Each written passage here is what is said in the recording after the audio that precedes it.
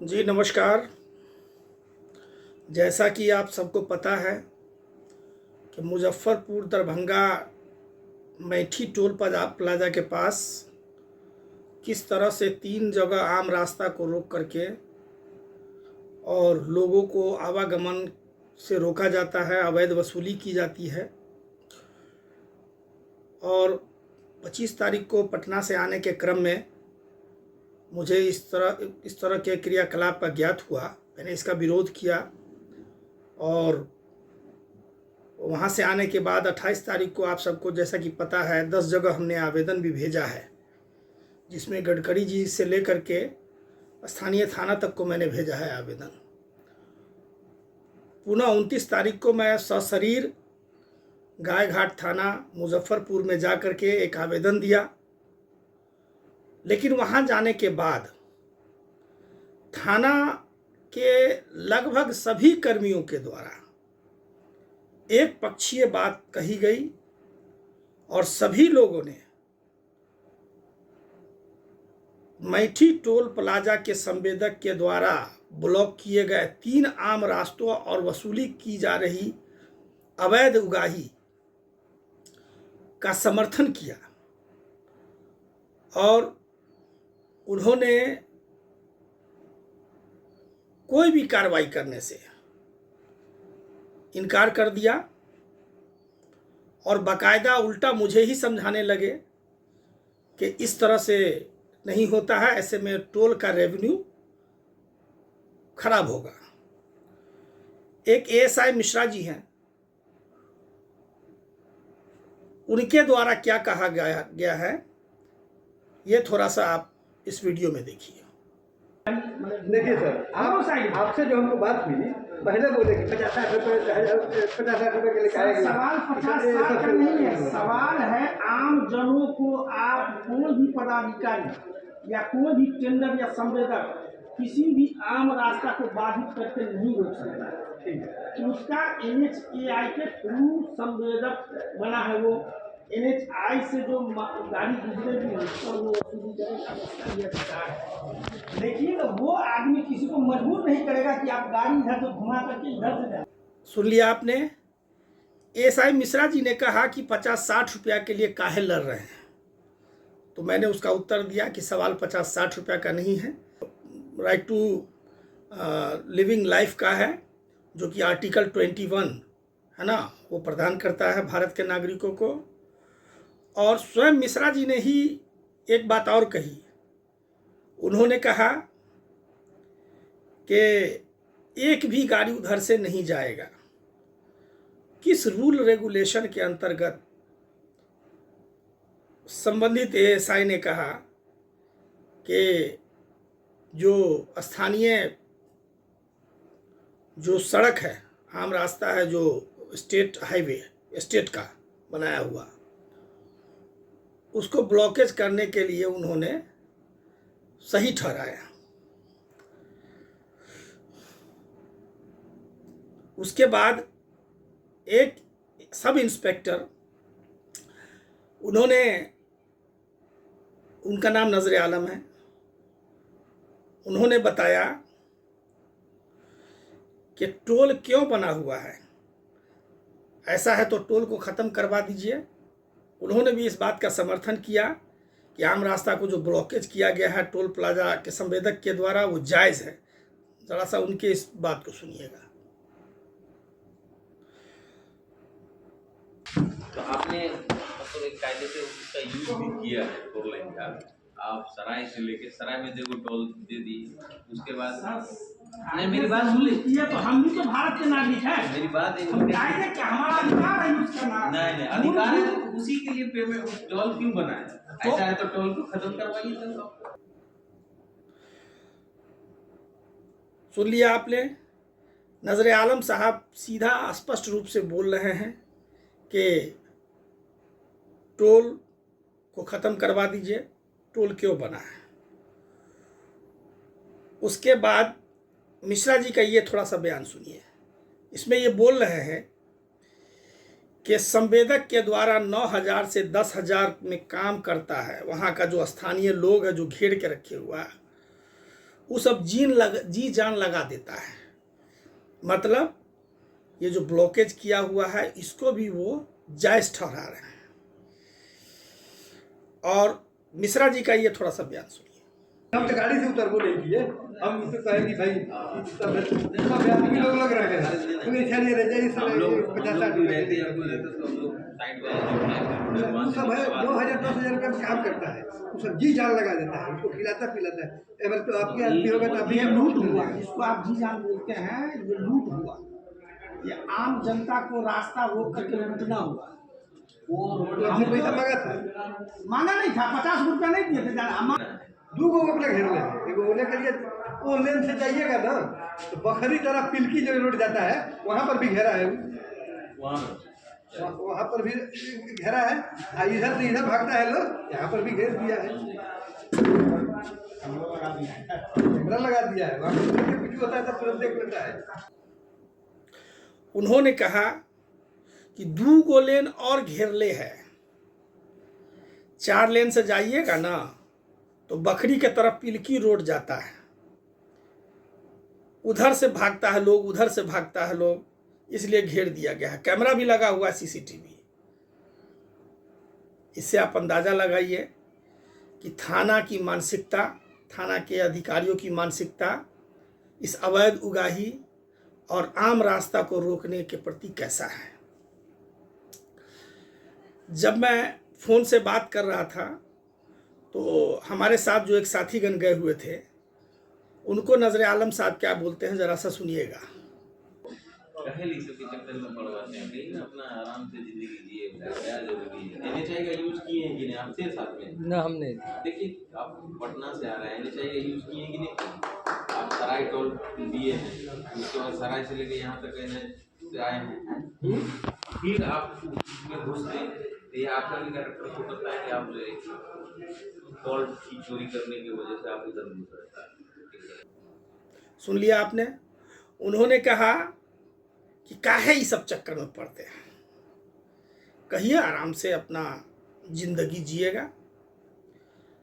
अरे साहब, हम तो आराम से ज़िंदगी जी ही रहे हैं, लेकिन आपका जो कर्तव्य है, आपका जो ड्यूटी है, जिससे आपका बाल बच्चा, आपका परिवार जिस पर निर्भर है, जो पढ़ाई के लिए जिस पुलिस एक्ट के अंतर्गत आपको जो है सो आपके बाल बच्चा को पैसा मिलता है, वो एक जनता का पैसा जाता है, उसके सेवा के लिए आपको रखा गया है वहाँ, ना कि आप संवेदक का और गैर कानूनी कार्यों का आप जो है सो व्याख्या करेंगे और उनको जो है सो संरक्षण देने का एक काम करेंगे। जब बहुत देर हो गया थाना प्रभारी नहीं आए तो थाना प्रभारी से मेरी फ़ोन पर वार्ता हुई और मैंने कहा कि सर मुझे लेट हो रहा है, तो उन्होंने कहा कि कोई ऑफिसर है तो उनको आप आवेदन दे दीजिए, उनसे मेरी बात करा दीजिए। तो मैंने बात करा, थोड़ा सा उनका बात का जो संक्षिप्त में जो कॉल रिकॉर्डिंग मैंने ही अपने ही मोबाइल से बात कराया वो थोड़ा सा सुनिएगा। हम एप्लीकेशन दे के हम चले जाए सर? हाँ दे दीजिए, बात कर लीजिए ना सर, बात कर लीजिए सर। हेलो। हाँ भाई देख लो। हाँ देख लेते हैं। वही इनको कह रहे हैं कि आप थोड़ा एनएचआई का तो यूज आप करवे किए हैं, आप सरैया में सराय में टोल दिए, फिर उसके बाद जो है वही एनएचआई से आप यहाँ तक आए और उसी एनएचआई से फिर आप आगे घुस के इधर एनएचआई पे ही निकलते कि नहीं निकलते? तो आप भी तो देखिए कि हमने मतलब टोल चोरी करने के लिए इतना रास्ता को थोड़ा सा डाइवर्ट किया, ठीक है। और ये भी है कि मान लीजिए टोल आप ठीक है वहाँ से डाइवर्ट किए, वो बात की बात है। अगर मान लीजिए टोल का मैनेजर आप ही रहते या टोल संचालन करता एनएचआई के मालिक आप रहते, आप क्या करते हैं? सही बात है। सुन लिया। एएसआई नजरे आलम और थाना प्रभारी के बीच की वार्ता को थाना प्रभारी जी बोल रहे हैं कि समझा दीजिए, मान लीजिए कि टोल मैनेजर आप ही रहते, मालिक आप ही रहते, तो आप क्या करते? आप एनएचआई इस्तेमाल किए हैं, टोल चोरी करने के वजह से इधर से घूम गए। सवाल टोल चोरी का नहीं है, सवाल आम रास्ता के ब्लॉकेज का है। किसने यह अधिकार दे दिया आपको कि आम रास्ता को आप रोकिए? एएसआई नजरे आलम साहब बोलते हैं कि वो स्वयं एक्सेप्ट कर रहे हैं कि पटना से जो आ रहे हैं तो 800 से 1000 मीटर की दूरी पर जो सीमित है, इसमें कहीं भी नहीं लिखा हुआ है कि स्टेट के आम रास्ता को ब्लॉकेज करने का अधिकार टोल प्लाजा के संवेदक को है। वो कह रहे हैं कि बैरिकेटिंग करने का अधिकार संवेदक को है। जरा सा ये वीडियो सुनिए। ज़्यादा 800 मीटर है। ज़्यादा हम लोग के नॉलेज में है 800 मीटर पे एग्जैक्ट 800 मीटर है। तो 800 मीटर तक तो ले ही सकता है वो, 800 मीटर तक वो बैरिकेटिंग किया जा सकता है, ठीक है। कि 100 मीटर की परिधि के अंतर्गत ही टोल प्लाजा कर्मी घेराबंदी या कोई भी कार्यों को अंजाम दे सकते हैं। इस नोटिफिकेशन में, ये national highway authority of India का नोटिफिकेशन है, इसमें कहीं भी नहीं लिखा हुआ है कि आम रास्ता अगर कहीं कोई बगल से गुजरा हुआ है तो उसको आप ब्लॉकेज करके प्रभावित करेंगे और अवैध तरीके से वसूली करेंगे। जिस तरह 3 रास्ता को ब्लॉक करके अवैध उगाही की जाती है, अगर प्रति रास्ता 500 गाड़ी का अपोजिट साइड से और जाने के क्रम में जोड़े तो 1500 गाड़ी आवागमन करता है। अगर 50 रुपए के हिसाब से ही उस 1500 गाड़ियों से रोजाना अवैध वसूली की जाती है तो इस लिहाज से 75,000 रुपया डेली का रेवेन्यू जनरेट होता है, जो कि ब्लैक मनी के श्रेणी में आता है। और यदि उसको आप महीने में तब्दील करेंगे, महीने में जोड़ेंगे, तो वो 27 लाख रुपया महीना उसका रेवेन्यू जनरेट होता है, ब्लैक मनी। और यदि साल में उसको जोड़ेंगे तो 32 करोड़ 40 लाख रुपया सालाना अवैध उगाही करके संवेदक के द्वारा काला धन इकट्ठा की जाती है। 5 साल का अगर रेवेन्यू जोड़ दें तो ये 19 अरब 44 करोड़ रुपया 5 वर्षों में इसका कलेक्शन करके अवैध तरीके से संवेदक के द्वारा किया जाता है। अगर इसका कुछ अंश अगर कहीं जाता भी है तो इससे उसको कोई फर्क नहीं पड़ता है। यही कारण है कि पदाधिकारियों का आशीर्वाद विशेष रूप से प्राप्त है।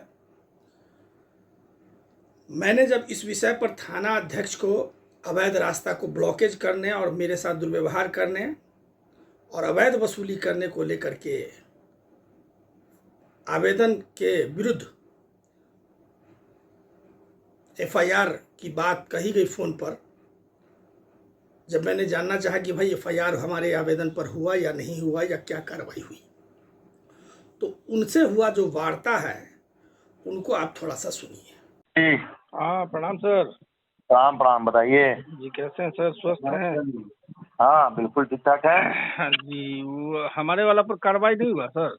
हाँ कार्रवाई किए हैं। क्या हुआ? आपको सीनियर साहब से ही बात हुई है ना आपको? जी जी हाँ सर, बात हुई थी।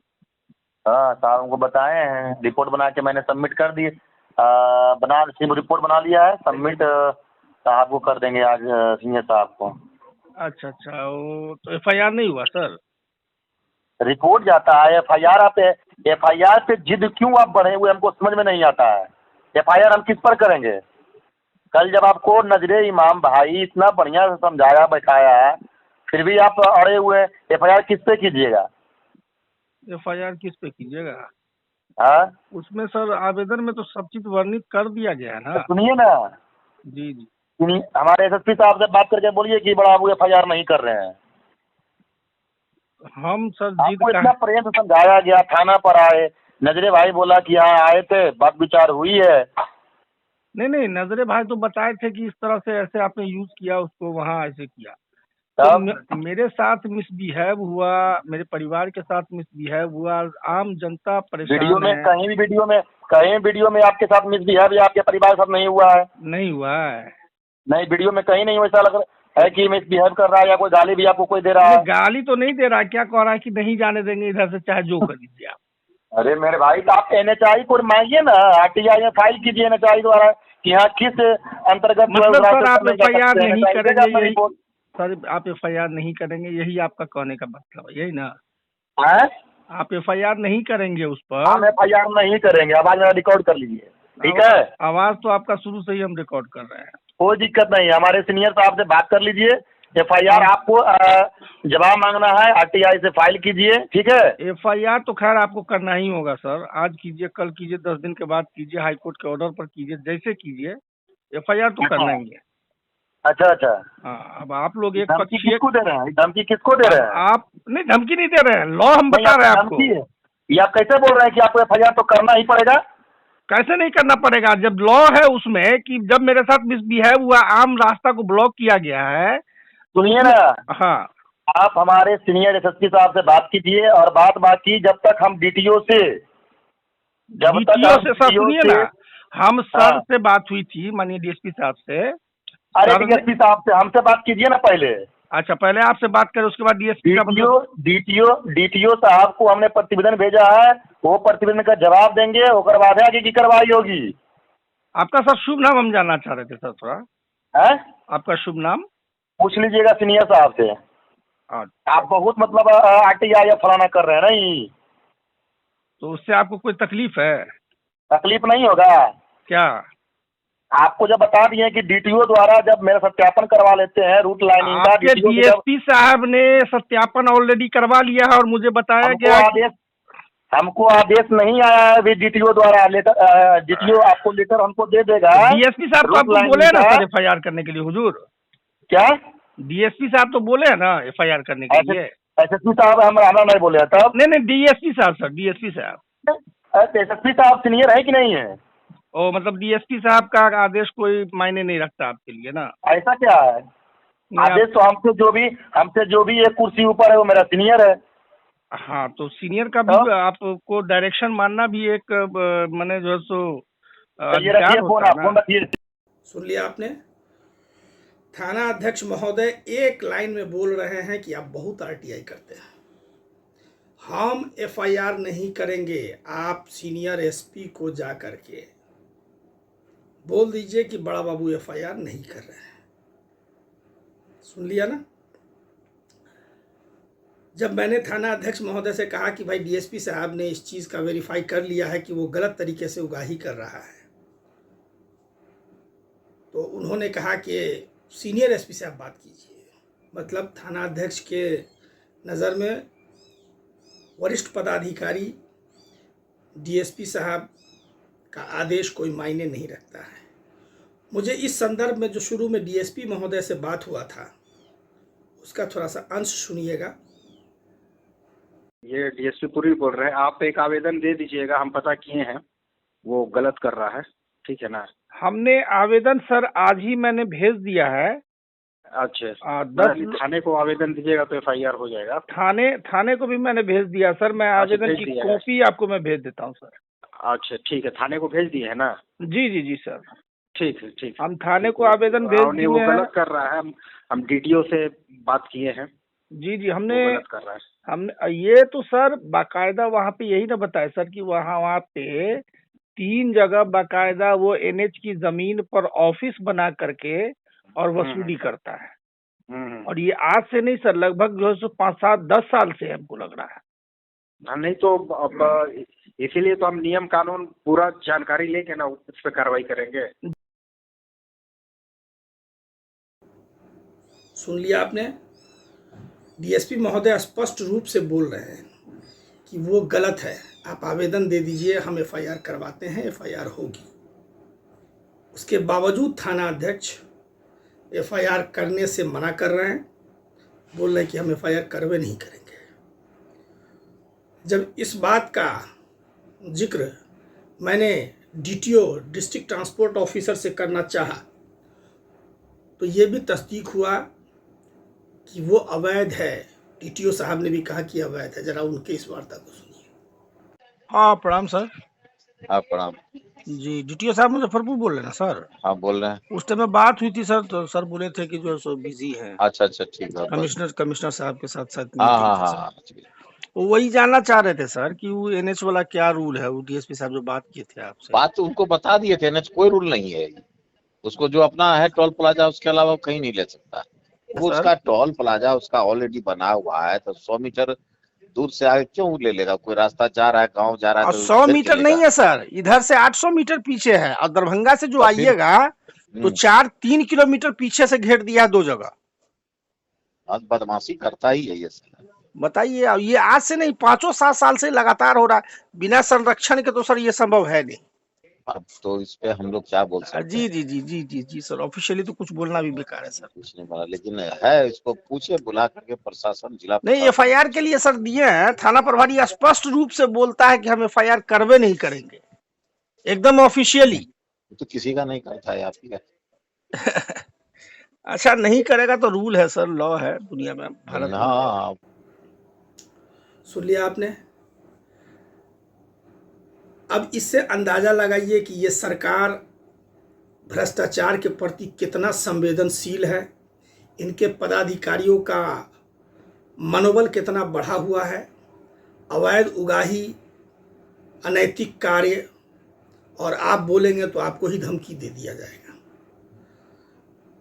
अब ये जनता को तय करना है कि ये सरकार किस तरह से जनता के भलाई के लिए काम कर रही है। लोगों से अवैध उगाही, लोगों के आवागमन को रोकना, लोगों को परेशान करना, यहाँ तक कि मारपीट तक का नौबत आ गया है। और कई बार तो कई यूट्यूबरों ने इसका विरोध भी किया है। इसलिए मैं आपसे निवेदन करूंगा कि ज़्यादा से ज़्यादा इस वीडियो को शेयर करें, ताकि इस बहरी और अंधी सरकार को ये बात समझ में आए कि इनके पदाधिकारी के द्वारा किस तरह से अवैध उगाही को संरक्षण दे करके अनैतिक कार्यों को अंजाम दिलवाया जा रहा है और लोगों को, जनता को परेशान किया जा रहा है। इन्हीं चंद शब्दों के साथ मैं अपनी वाणी को विराम देता हूँ। बहुत बहुत धन्यवाद। नमस्कार।